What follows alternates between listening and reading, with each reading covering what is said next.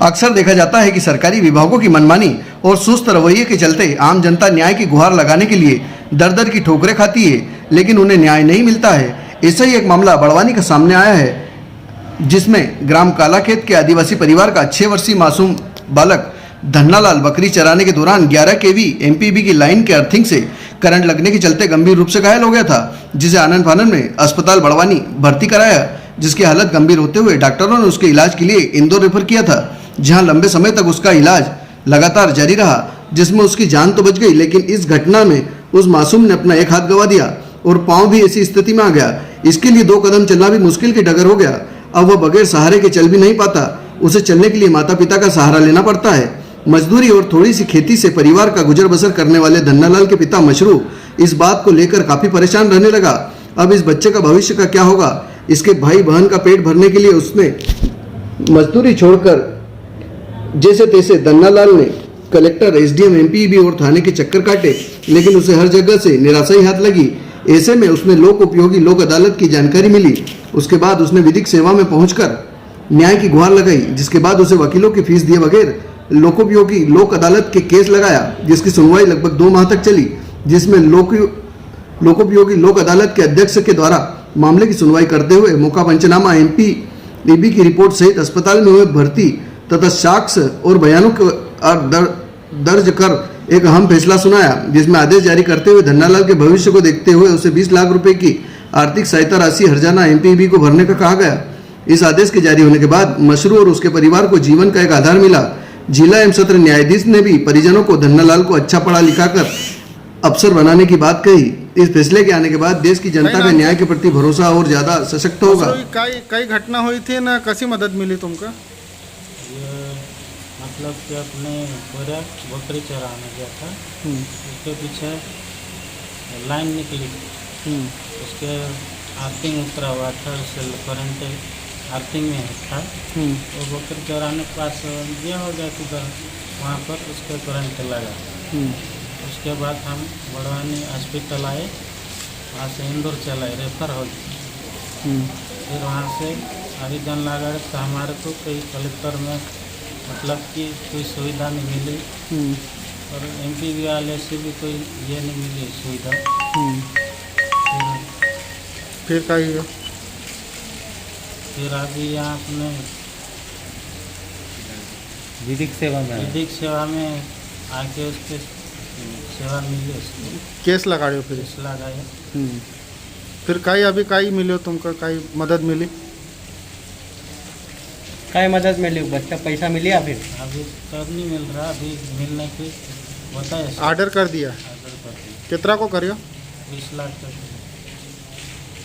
अब तुम्हारा ठीक रहेगा बच्चा के लिए?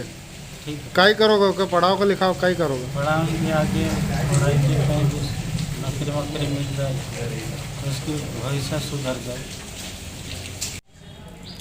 सर आपका नाम? विनय नावड़े, सर किस तरीके का फैसला आया है और आपने इसमें किस तरीके की दलीलें पेश की थी? इसमें ये हुआ था कि जो बालक है 7-8 साल का है लगभग, तो इसको घर के पीछे एक 11 केवी की लाइन थी, खंबे के पास जो अर्थिंग रहता है उससे इसको करंट लगा था। करंट लगने के बाद इसको सूचना दी गई थी थाने पे और अस्पताल में सूचना दी गई। उस पर से जो एमपीबी वाले थे वो गए थे और वहाँ पे उन्होंने उनके स्वयं के हस्तलिपि में एक लिखा शपथ पत्र उनके मशरू के बड़े लड़के का, जो अवयस्क था 15 साल का, और उसके साइन करवाते। उन्होंने बचने के लिए ये किया था कि उक्त जो बालक है खंबे पे चढ़ा था और खंबे पे से गिरा था, तो गिरने से और करंट लगने से फिर हमने इसको बचाव में ये लिया कि यार इतने ऊपर से गिरा तो अन्य चोटें आती, ऐसी कोई चोट इनको थी नहीं। और उसके बाद हमने कार्रवाई करी, सब दूर कलेक्टर में दिया हुआ था, इधर एसडीएम में भी दिया था, सब दिया था, पर कोई कार्रवाई नहीं हुई। एफआईआर दर्ज हुई थी इस मामले में? एफआईआर नहीं हुई थी, सिर्फ वो करा था, आवेदन दिया था, और आवेदन पर से किसी प्रकार की कोई जांच हुई नहीं और स्वयं की लापरवाही बता दी गई थी। इस कारण से इनको मिलना कोई संभव नहीं हो रहा था, तो आर्थिक मदद नहीं मिल पा रही? आर्थिक मदद मिल नहीं पा रही थी, तो हमने इसको विधिक सेवा के माध्यम से पेश किया था ये प्रकरण, जिसमें उन्होंने बताया था कि 2 लाख तक का देने का हमको सर्कुलर है, इससे ज़्यादा नहीं। तो हमने बच्चे को भविष्य को देखते हुए हम नामंजूर रहे और अवार्ड करवाया, जो अच्छा अवार्ड हुआ है 20 लाख का, और जो उसके भविष्य को देखते हुए इसकी 21 साल की उम्र में इसको 10 लाख रुपए की एफडी रहेगी, 5 एफडी 2-2 लाख की, और 10 लाख जो एफडी रहेगी उसमें से इसको ब्याज दिया जाएगा हर महीने। तो इसका मतलब कुल मिला के सद्दूर दरवाज़ा खटखटाया लेकिन नहीं मिल रहा सभी को। सर किस तरह का निर्णय लिया गया? ये हमारी जो लोक उपयोगी सेवाओं की स्थायी लोक अदालत बड़वानी में है, जिसके पीठासीन अधिकारी हमारे लोक जिला विधिक सेवा प्राधिकरण के सचिव श्री हेमंत जोशी जी हैं। उन्होंने एक बहुत ही उल्लेखनीय फैसला दिया है अभी 24 अगस्त को। इसमें धन्नालाल पिता मसरू नाम का 6 साल का बच्चा था, जो बकरी चराने के लिए अपने खेत में गया था। उस खेत के में 11 kV की लाइन गई हुई थी। उस लाइन के नीचे आने पर इसको करंट लगा और इसकी एक साइड पूरी, एक हाथ पूरा ख़राब हो गया, एक पैर पूरा ख़राब हो गया। इस प्रकार उसे 90% स्थायी विकलांगता प्राप्त हुई है। इसलिए से हमारे जो अध्यक्ष हैं लोक उपयोगी सेवाओं की लोक अदालत के, उन्होंने पूरे प्रकरण का सूक्ष्म परिशीलन किया और माननीय सर्वोच्च न्यायालय और उच्च न्यायालय के निर्णयों का अध्ययन करने के बाद इसे 20 लाख रुपए की क्षतिपूर्ति MPV से दिलाने का आदेश किया है, जो कि बहुत ही उपयुक्त है और ऐसे प्रकरणों में ऐसी राशि दिया जाना बहुत उचित है। बच्चा अभी 6 साल का है और इसके आगे पूरा जीवन है, इसलिए उसके जीवन के निर्वाह के लिए ये 20 लाख रुपए पर्याप्त है। प्रदेश का पहला मामला बताया जा रहा सर, और कितने समय में इसका निराकरण हुआ? ये आवेदन अभी 29/6 को लगाया गया था और इसका निराकरण 24 अगस्त 2020 को हो गया है, विदिन 2 मंथ में हो गया है।